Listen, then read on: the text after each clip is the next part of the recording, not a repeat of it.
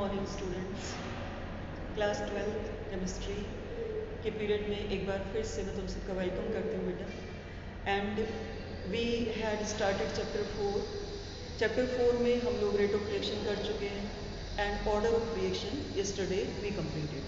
So today we are going with another topic that is half life period.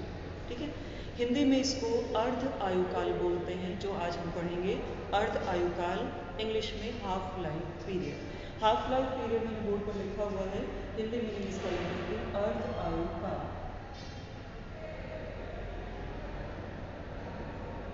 अर्ध आयुकाल, ठीक है। और इसका जो सिंबल लिखा जाता है अर्ध आयुकाल का, उसको हम स्मॉल टी लिख के ऐसे 1/2 लगाते हैं। दिस टी हाफ, इसको बोलते हैं टी हाफ या अर्ध आयुकाल या हाफ लाइफ पीरियड। अब पहले इसका मतलब समझो, टी हाफ का, अर्ध आयुकाल का या हाफ लाइफ पीरियड का क्या मतलब है। हाफ लाइफ पीरियड वो टाइम है जितने टाइम में अभिकारकों की सांद्रता अपनी एक्चुअल सांद्रता की आधी रह जाती है। जितनी कॉन्सेंट्रेशन हमने रिएक्टेंट्स की ली है ओरिजिनली, सपोज मैंने 10 लीटर अमोनिया लिया, उसके बाद मैंने उसको डिकम्पोज कराना स्टार्ट किया। डिकम्पोज कराने के बाद मैंने सुबह मॉर्निंग में 10 o'clock रिएक्शन स्टार्ट की और 12 o'clock तक आते आते जितनी अमोनिया मैंने ली थी, 10 लीटर ली थी, अमोनिया 5 लीटर बची हुई। तो जितने टाइम में, मतलब कितने टाइम लगा, 10 से 12 तक 2 घंटे का टाइम लगा, तो 2 घंटा अमोनिया का हाफ लाइफ पीरियड कहलाएगा, अर्ध आयुकाल कहलाएगा। ठीक है, किसी भी रिएक्टेंट की, किसी केमिकल इक्वेशन में किसी रिएक्टेंट की कॉन्सेंट्रेशन जब आधी रह जाती है, अपने एक्चुअल अमाउंट का जब हाफ अमाउंट रह जाता है, तो उस पर्टिकुलर टाइम पीरियड को हम हाफ लाइफ पीरियड कहते हैं। ये बात समझ में आई बेटा। अब ये जो हाफ लाइफ पीरियड है, this half life period we calculate mathematically for the zero order reaction and for the first order reaction. मैं वापस इसी बात को बोलती हूँ, ये जो अर्ध आयुकाल है, हम शून्य कोटि अभिक्रिया के लिए भी इसकी गणना करते हैं और हम प्रथम कोटि अभिक्रिया के लिए भी इसकी गणना करते हैं। कैसे गणना करते हैं, वो गणना करने का तरीका मैं आज तुम्हें बताने वाली हूँ। तो हाफ लाइफ पीरियड, पहले थोड़ी सी एक शॉर्ट में डेफिनेशन इसकी लिख देती हूँ। Time interval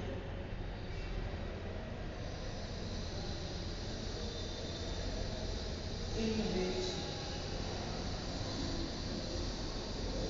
half amount of the reactant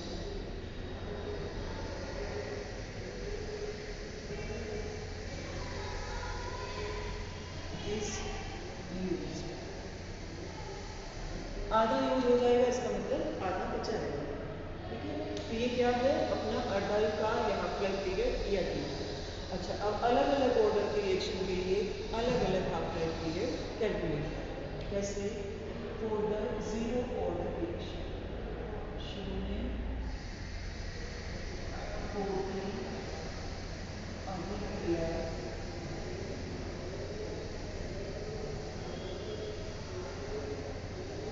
का अर्ध आयुकाल।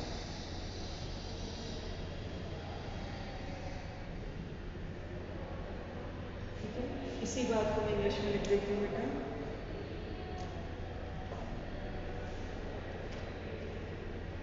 Half life period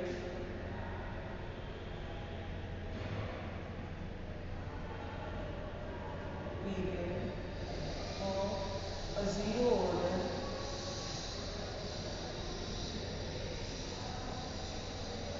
order reaction। ठीक है, अब देखो, कल का तुम्हें याद होगा, कल मैंने ऑर्डर रिएक्शन के बारे में बताया था। जीरो ऑर्डर रिएक्शन का वो फॉर्मूला जिससे हमने रेट कांस्टेंट की यूनिट कैलकुलेट की। हमने यूनिट्स निकाली थी रेट कांस्टेंट की, जीरो ऑर्डर में भी निकाली थी, फर्स्ट ऑर्डर में भी निकाली थी, सेकंड ऑर्डर में भी निकाली थी। तो जिस फॉर्मूले से हमने रेट कांस्टेंट की यूनिट निकाली थी, वही फॉर्मूला मैं यहाँ पर लिख देती हूँ जीरो ऑर्डर रिएक्शन।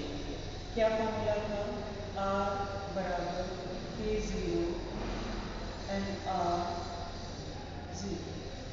ठीक है, बताया मैंने क्या था तुम्हें कि शून्य कोटि अभिक्रिया में अभिक्रिया की गति अब अभिकारक की सांद्रता पर निर्भर नहीं करती। ये बात समझ में आ गई। अच्छा, अब इसके बाद बेटा जो R है, ये R की जगह मैं लिख देती हूँ R अपॉन T।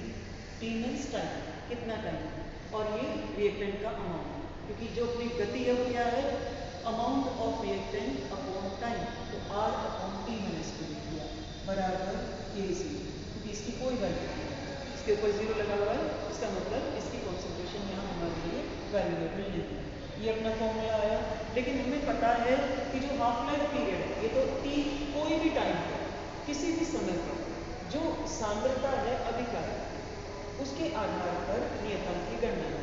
लेकिन अगर हमें निकालना है R/2 के लिए, तो यहाँ पे T हाफ आ जाएगा इसकी जगह, और जब हम T हाफ लिखेंगे तो यहाँ हमें R/2 लिखना पड़ेगा, R/2 इंटू T हाफ, क्योंकि अर्ध आयु पर सांद्रता आधी रह जाएगी बराबर Kc। ठीक है, या मैं इसको क्या बोल सकती हूँ, T हाफ को मैं बाहर ले लेती हूँ, T हाफ बराबर R अपॉन 2 Kc, ये अपना फॉर्मूला आ गया। ठीक है, तो जो अर्ध आयु है वो अभिकारक की सांद्रता के सीधे सीधे समानुपाती आती है, अभिकारक की सांद्रता के सीधे सीधे समानुपाती आती है अपनी अर्ध आयु। मतलब कि, या फिर अगर हम कांस्टेंट में लिख, देखो इसका तो समानुपाती आ ही रही है, तो यहाँ अलग से भी लिख देती हूँ T हाफ प्रोपोर्शनल टू, अगर हम 1 अपॉन K0 और T हाफ को देखें तो ये दोनों भी एक दूसरे के समानुपाती हैं। T हाफ समानुपाती है 1 अपॉन K। इन दोनों में से किसी के साथ भी ग्राफ लिया जाए, एक स्ट्रेट लाइन कर्व आएगा, एक सीधी रेखा आएगी, सीधी रेखा का वक्र आएगा।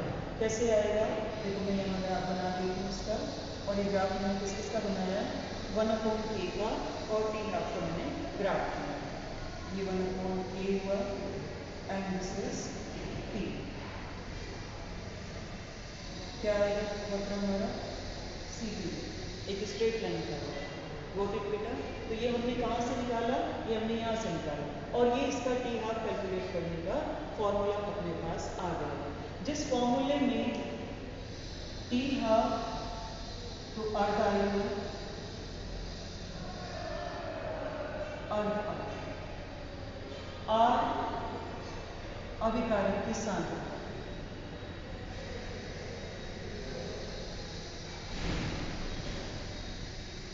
अभिकारक की सांद्रता, ठीक है, इंग्लिश में concentration, concentration of the reactant, and K is rate constant, K0 rate constant, rate constant का मतलब वेग नियतांक,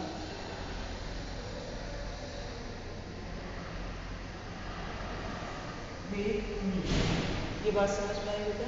अब अगर हमें अभिक्रिया की कोटि पता है और शून्य कोटि की कोई अभिक्रिया है और हमें अभिकारक की सांद्रता दे रखी है, नियतांक दे रखा है, तो हम उसका अर्ध आयुकाल या हाफ लाइफ पीरियड आसानी से निकाल सकते हैं। या फिर अगर हमें अर्धायुकाल दिया हुआ है और हमें K0 का मान दिया हुआ है तो अभिकारक की सांद्रता निकाल सकते हैं। और अगर हमें K0 और T हाफ दिया हुआ है, अगर हमें K0 और R दिया हुआ है तो अर्धायुकाल निकाल सकते हैं। ये बात समझ में आई बेटा।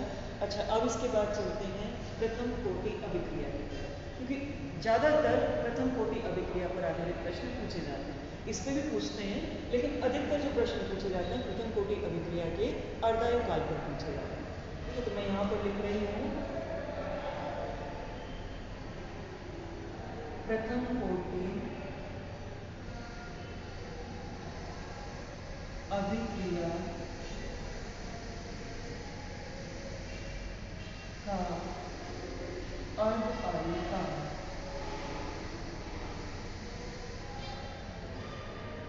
अर्ध आयुकाल।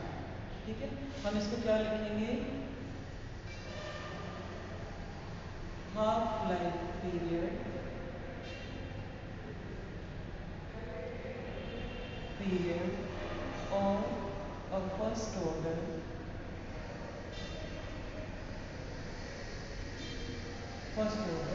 reaction। ठीक है, अब फर्स्ट ऑर्डर रिएक्शन के लिए कल वाला फॉर्मूला याद करो, जो फॉर्मूला मैंने तुम्हें कल लिखवाया था फर्स्ट ऑर्डर के लिए, जब हम वेग नियतांक या रेट कांस्टेंट की इकाई निकाल रहे थे, यूनिट निकाल रहे थे। क्या फॉर्मूला आया था? R बराबर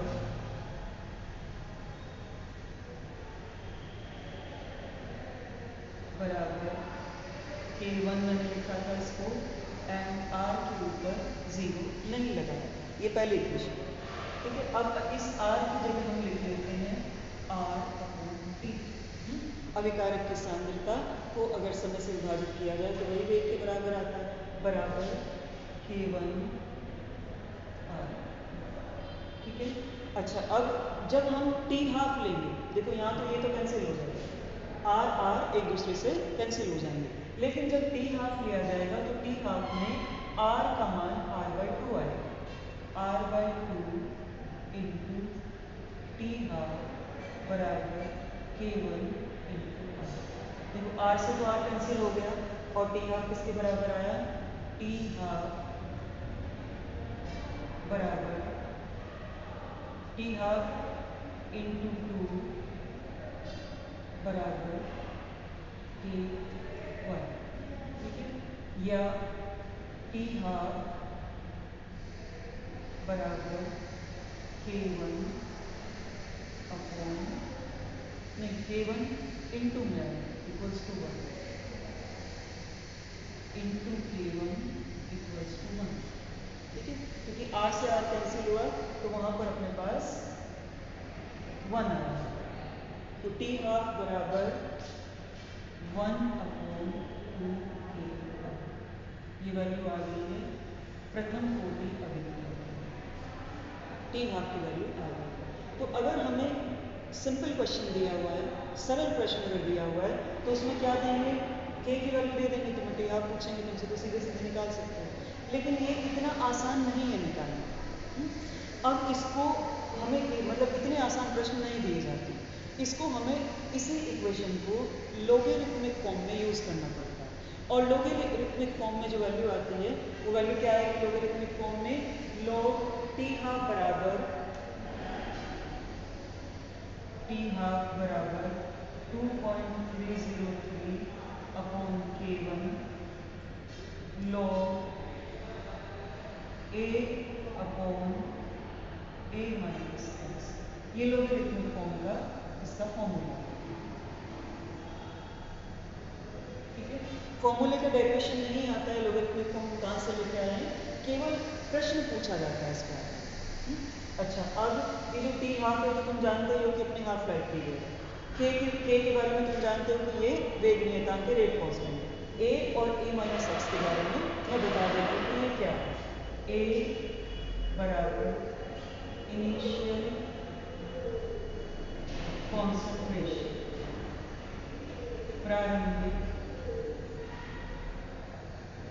सांद्रता। किसकी प्रारंभिक सांद्रता? अभिकारक की, क्योंकि हमने R अभिकारक के लिए लिया, इसलिए अभिकारक की प्रारंभिक सांद्रता। ठीक है, उसके बाद A minus x left concentration of the reactant। ठीक है, left concentration of the reactant. अच्छा बेटा, इसमें मैं अभी थोड़ा सा चेंज करूंगी, तो T हाफ एग्जैक्टली कैलकुलेट करके बताऊंगी कि एक और दूसरा फॉर्मूला भी आता है फर्स्ट ऑर्डर रिएक्शन के लिए या प्रथम कोटि अभिक्रिया के लिए। ठीक है, left concentration of the reactant या अभिकारक की बची हुई मात्रा, कारक की बची हुई मात्रा। ठीक है, ये बात समझ में आई होगा। अच्छा, अब देखो, अगर हमें T हाफ निकालना है तो हमें पता है कि A का जो मान है इनिशियली तो A रहेगा, उसके बाद T हाफ आने पर A माइनस एक्स का मान A/2 2 आ जाएगा, a/2 आ जाएगा। मतलब बचा हुआ अमाउंट भी हमारे पास आधा होगा और जो यूज़ हो चुका होगा वो भी आधा होगा, तो हमें बचे हुए से मतलब है। तो इसको मैं थोड़ा सा आगे बढ़ाती हूँ अपने सूत्र को, और आगे बढ़ाते हुए मैं इसको यहाँ लिखती हूँ t½ बराबर 2.303 अपॉन K1 log a/a/2, क्योंकि जब हाफ लाइफ पीरियड होगा तो उस पर जो अमाउंट बचेगा रिएक्टेंट का वो हाफ अमाउंट बचेगा। इनिशियली अपने पास a था, बचा हुआ अपने पास a/2। देखो a से a तो कैंसिल हुआ, 2 ऊपर चला गया, तो t½ बराबर 2.303 अपॉन K1 log 2, और log 2 की वैल्यू होती है, फिक्स वैल्यू है 0.3010, ये फिक्स वैल्यू होती है, लोग टेबल में दे रखी होती है वैल्यू। तो t½ बराबर 2.303 अपॉन K1 इंटू 0.3010, t½ बराबर 0.693 अपॉन 2, ये इसकी वैल्यू आ जाएगी। ये बात समझ में आई? और अगर हम ये फॉर्मूला लिख रहे हैं तो ये फॉर्मूला हम केवल t½ के लिए नहीं, देखो t½ के लिए तो अपने पास प्रथम कोटि अभिक्रिया के लिए सीधे सीधे फॉर्मूला आ चुका है, तो हमें इसको लिखने की जरूरत नहीं पड़ेगी। ये फॉर्मूला हम किसी भी टाइम पर हमें रिएक्टेंट की कॉन्सेंट्रेशन फाइंड आउट करनी है, या किसी भी टाइम पर हमें K के बारे में पता लगाना है, उस समय हम इस फॉर्मूले को यूटिलाइज करेंगे। तो मैं यहाँ से हाफ हटा देती हूँ और यहाँ पर हाफ लगा रहने देती हूँ, क्योंकि t½ जो प्रथम कोटि की अभिक्रिया के लिए आएगा उसमें इस फॉर्मूले से काम चल जाएगा। ये बात समझ में आई बेटा? अच्छा, अब एक और चीज़ देखो, ये जो टाइम है और ये a/a-x है, अगर इसमें हम ग्राफ खींचते हैं तो ग्राफ खींचने पर हमारा ग्राफ कैसे आएगा? दोनों एक दूसरे के समानुपाती, मैं ये पूरा ले रही हूँ और मैं ये ले रही हूँ, दोनों एक दूसरे के समानुपाती। तो यहाँ पर मैंने लिया log a/a-x, और यहाँ पर मैंने लिया t, एक समानुपाती सीधी रेखा वाला ग्राफ आएगा। ये बात समझ में आई? तो हमें लेकिन ये ध्यान रखना है कि हम ग्राफ ले किसमें रहे हैं। जैसे यहाँ पर हमने 1/k में ग्राफ और इसमें t½ में ग्राफ लिया, यहाँ पर हमने ग्राफ किसमें लिया? log a/a-x और t में लिया ग्राफ, t½ में लोग वही अपना log a से a कैंसिल हो जाएगा और log 2 की वैल्यू आ जाएगी, log 2 में ग्राफ होगा, इसलिए मैंने t में लिख दिया ग्राफ, t½ में नहीं लिखा। तो एक स्ट्रेट लाइन कर्व आएगा, सीधी रेखा वाला वक्र हमें प्राप्त होगा। तो ये फॉर्मूले थे जो प्रथम कोटि की अभिक्रिया के लिए और शून्य कोटि की अभिक्रिया के लिए मुख्य रूप से एग्जाम में पूछे जाते हैं, जिन पर आधारित प्रश्न पूछे जाते हैं। समय निकालने के लिए भी आता है कि कितने समय के बाद सांद्रता 75% रह जाएगी, कितने समय के बाद सांद्रता 25% रह जाएगी, तो इस तरह के भी प्रश्न आते हैं इसमें। गॉट इट बेटा? तो आज अपना हाफ लाइफ पीरियड तक ही लिमिटेड रखते हैं और उसके बाद फिर कल हम नई वीडियो में एक नया टॉपिक स्टार्ट करेंगे। Got it? Thank you.